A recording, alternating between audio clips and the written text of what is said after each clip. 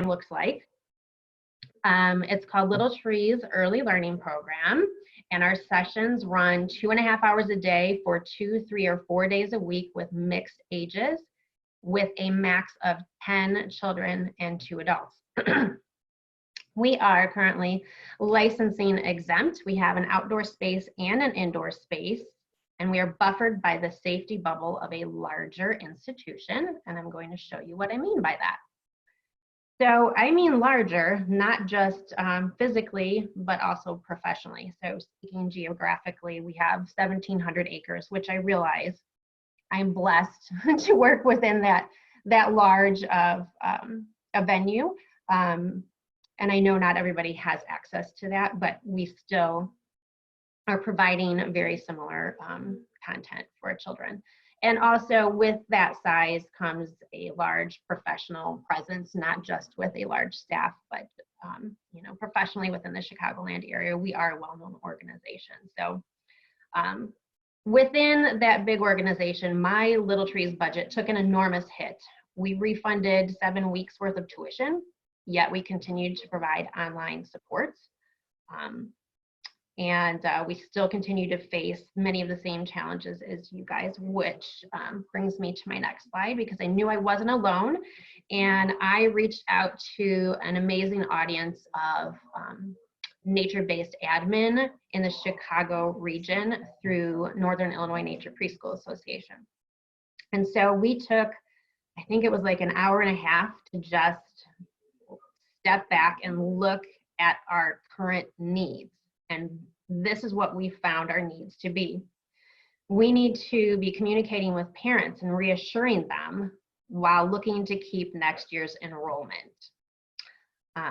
We need to come up with social distancing contingency plans for the fall, while staying true to nature-based pedagogy and best practices that honor children's developmentally appropriate needs and provide that quality programming while staying financially afloat. That's a tall order. So how do we address all of that? Well, let's start with what we already do, what all of you are already doing, no matter where you're at, the size of your program or the location. We already provide, through an outdoor-centric approach, easier social distancing because we don't have classroom walls for confinement and children can spread out. The children are playing in dirt, which boosts the immune systems, and we already know that there have been several books and articles researching this. We know that natural items in loose parts are typically more porous surfaces, which are thought to be less likely to sustain and thus transmit the virus. And direct sunlight lessens the life of the virus. And lastly, we know that nature reduces stress.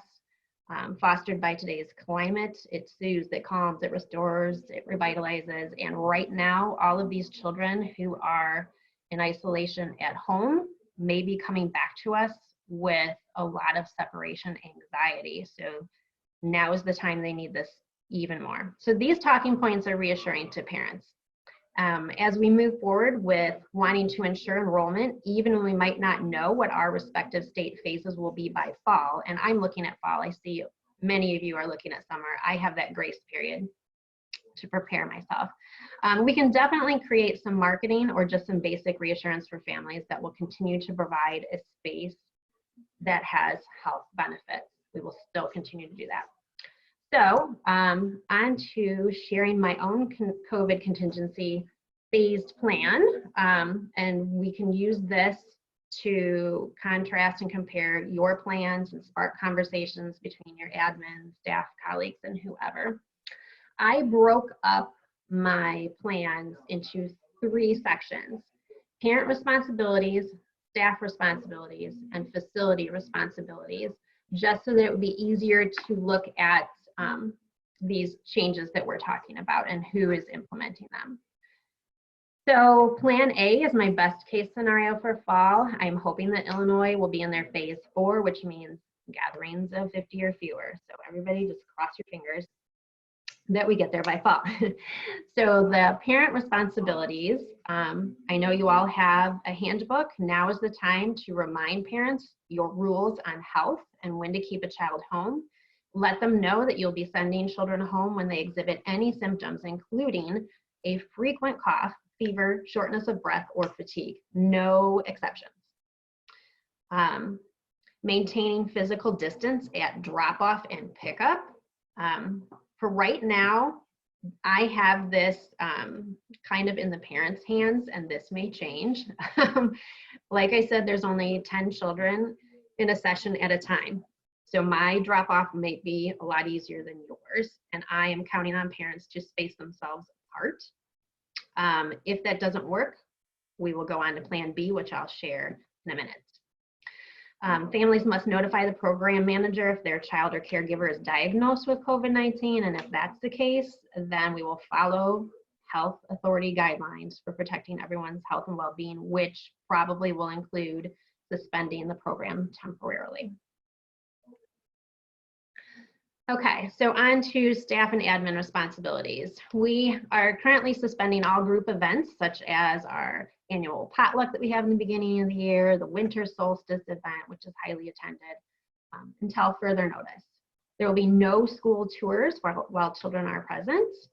Our teachers will be mindful in the daily planning process to come up with more activities that promote spreading out while exploring nature. So things like pond dipping, insect netting, birding hikes, sit spots, journaling, those things that you already do, those are the activities that are most beneficial during this time. We will maximize our outdoor time and minimize indoor time. Like I said, I do have an indoor space, and factors to take into consideration would be really inclement weather, bathroom needs, changing out of wet gear, or if a student really needs a secure, quiet spot. So that's my backup space.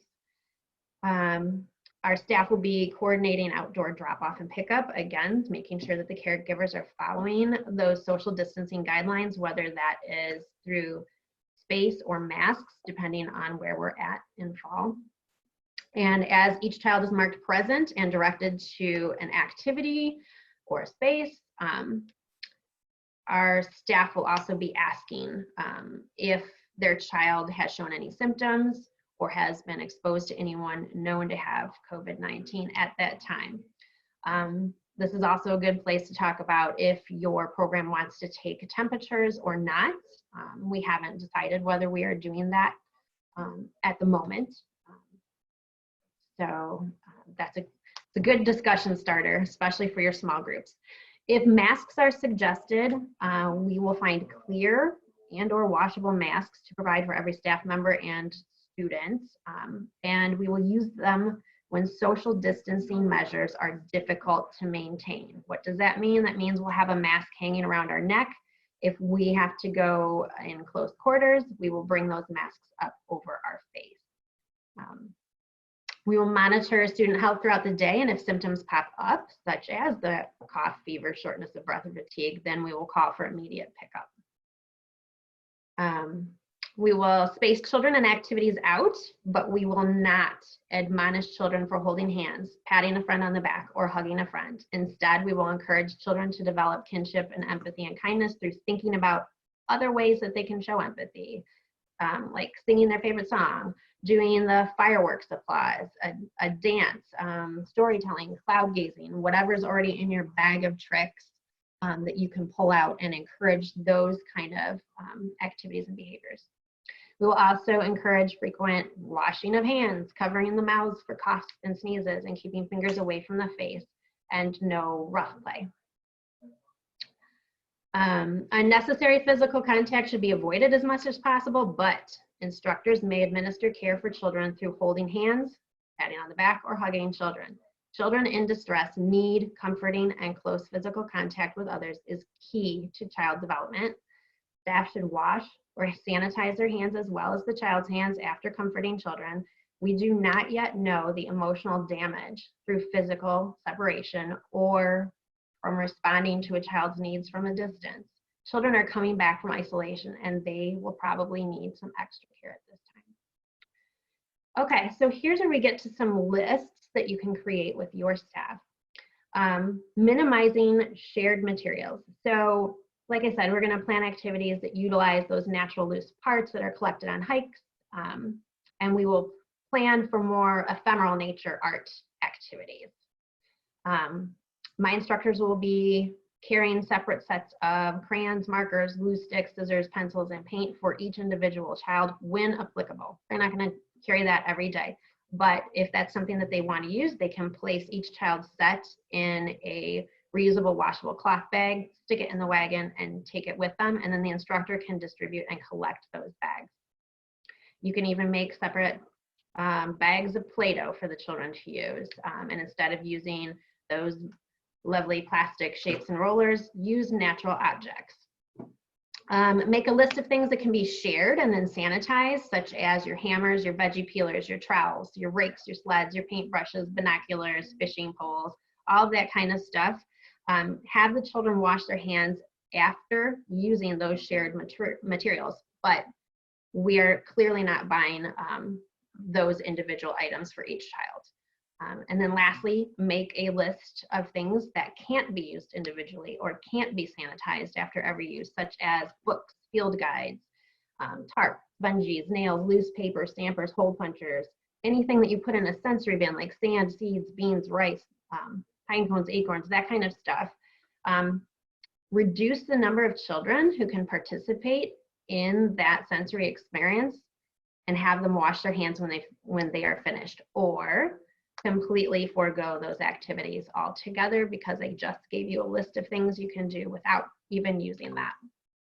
Okay, and so the third responsibility category falls on facilities.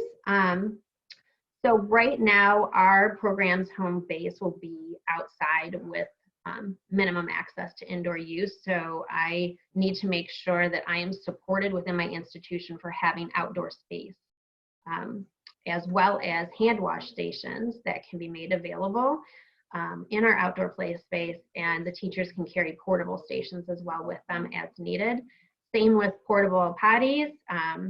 The teachers can take those with them and then sanitize between each usage in those remote learning locations. We just need to create a plan for waste disposal. Okay. So this gets easier with each time I go through this. I have plan B and a plan C, but they're super minimal because they just have slight variations.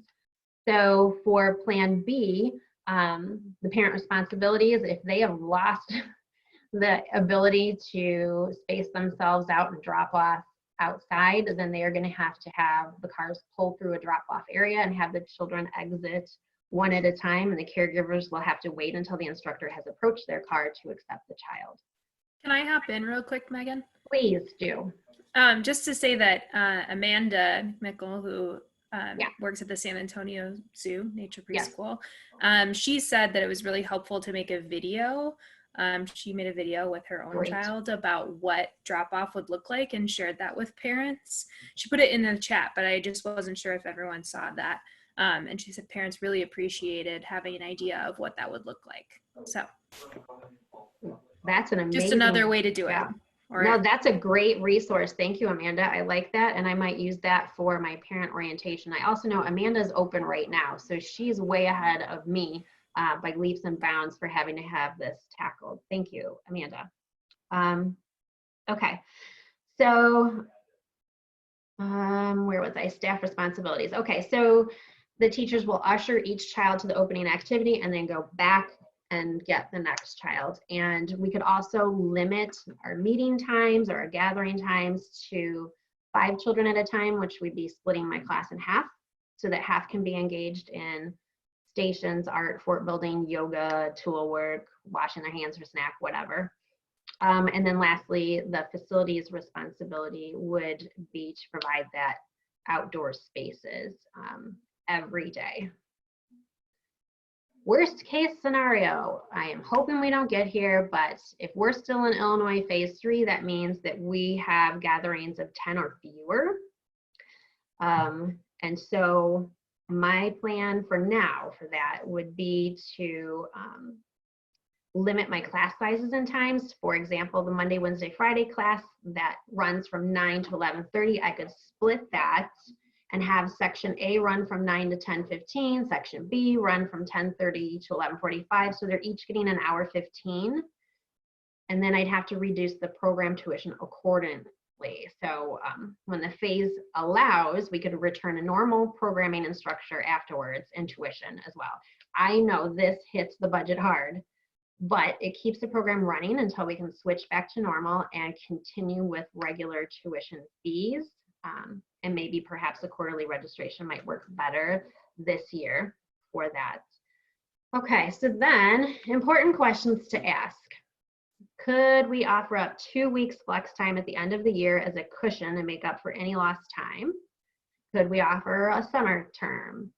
When do we cancel the program? It is really good for you to come up with that hard line in the sand, I guess, so that you know when you hit it, that that's the time you need to cancel it. How much refund do we give if we go online? I know that was really hard hit to my budget this year. Of course, none of us were counting on being gone that long. We all thought we'd be back in the classroom within about 2 weeks. So now that we know that it could be longer, we need to come up with a better system for that and make that system available to parents so that they know what to expect. And then lastly, reading the CDC tool, which I can share later for everyone in the chat box, they suggested having a pool of trained substitutes and a flexible leave policy or practices. And that is huge because a lot of people will probably be calling in sick more often this year, because if anyone is showing those symptoms, they need to stay home. So we need to have those substitutes ready to go. Okay, a little plug before I'm done yapping at you all. So as part of NINPA, we are offering a webinar on June 3rd that you are all welcome to listen to, and we'll be talking to some amazing panelists that I hope are on this call today. And we'll talk about how they were able to weave nature-based curriculum into public schools across the country at this time when everyone is looking for this change and all the benefits that we just listed that come with nature-based education. Now's the time to mobilize and jump on it. So check out our Facebook page, you can find that, and we're also offering an admin forum for a deep dive discussion exploring the strategies for partnering with parents during uncertain times. We will have a max number for that one so we can get into the deep dive discussions. If there's a lot of interest, we will hold more than one. Okay, so I feel like I just spewed a whole bunch of verbal vomit at you guys, and I'm sorry because I couldn't see faces. I hate this platform because I need to discuss. So go ahead and Christy and tell us what we're doing next. Well, Megan, I just want to actually ask one question. There are a few questions that came up, but I think you covered several of them. I couldn't see anything. That's okay. You were presenting. It's my job to look at the chat. Someone asked if your program has to take into consideration other groups or individuals who are using the same space, which I thought was a great question because of your setting. So, yes, yeah, there's always a huge fight for space. I was just on 2 previous Zoom calls this morning discussing that. So we have a lot of schools on our grounds, as you can imagine. With 1,700 acres, we get hundreds of school children per day, especially in the fall and the spring, as well as adult ed and weddings and funerals and other things that take place on the Arboretum. So we are coming up with a schedule, a calendar that we share so that we know where we'll be on those days. Great. I think that you answered a lot of the other questions that came in. One other thing I just thought was interesting to call out, similar to what Amanda had done in Texas, someone, and I'm sorry, I didn't write down who it was, mentioned that they would be creating a social story about new routines at their center that will go out to families before they reopen. So that's another way to do it. And if you want to come up, if you want to just use somebody else's framework, I know that Conscious Discipline has some social stories out there, and you can use their format to plug in your own. And I think there's another one I'll put in the chat box. Great. And I'll just note, if you have anything to share with the entire group, you'll want to put that in the chat box before we go into breakout rooms, because anything in the chat doesn't go to the individual breakout rooms. Oh, here's another question. Are parents required to let the facilitators know if anyone in their immediate family unit has contracted COVID? Yes. Yes. Yep. What happens if we have that one, we fix that one back in? And then, so let's say when you That's true. They only require it for adults. We were just planning for if they change things later on. She was asking about the masks. And so for right now, I just have masks at the ready for the adults to pull up if necessary. Who knows what it will be by fall. And someone asked if we could share resources. So I just thought I would mention that we're recording Megan's piece of this forum and we'll be sharing that out. I'm recording the chat. So any resources that are shared in there with the whole group, we're happy to share those out with everyone who registered for this forum as well. Once you go into your breakout rooms here in a minute, we won't be recording any of that. So that piece won't be shared. But of course, you know, that's everything you learn in there, you take away with you. And if you have, Christy's gonna explain breakout rooms here in a second, but we'll be asking some people to come back to the main room after breakout rooms and share some of the big takeaways. And we're thinking that these conversations will likely continue because this is a really huge topic with a lot to dig into. So with that, I'll hand it back over to Christy.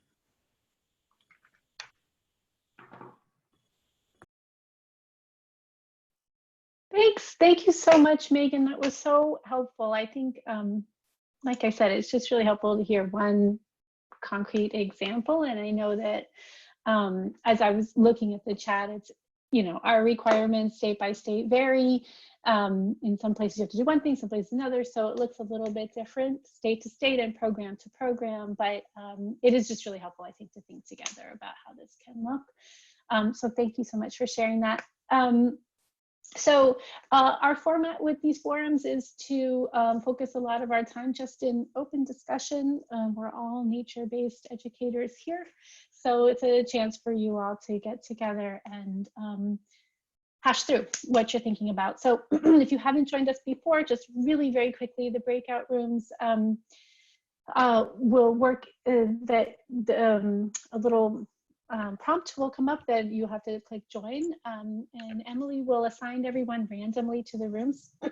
We've tried other formats. This just kind of seems to work the best. So it'll be a random group, but everyone here is a nature-based educator, like I said.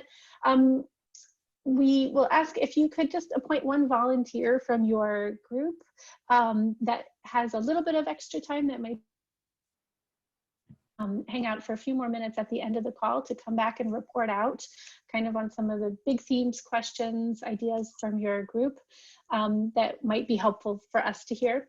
When you're in your breakout room, you can use the chat function to send messages to the other people that are inside of your breakout room, but just know that it doesn't go to everyone. So it can be a great resource for sharing within your group.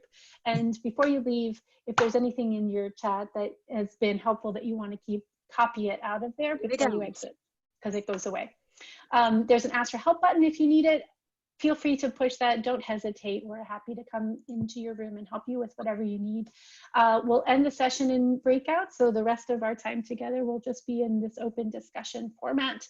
But if you are a facilitator from your group, if you wouldn't mind just coming back to the main room at the end, just to have a few minutes of kind of report out for us, just to get a sense for the discussions and kind of next steps, that would be really helpful.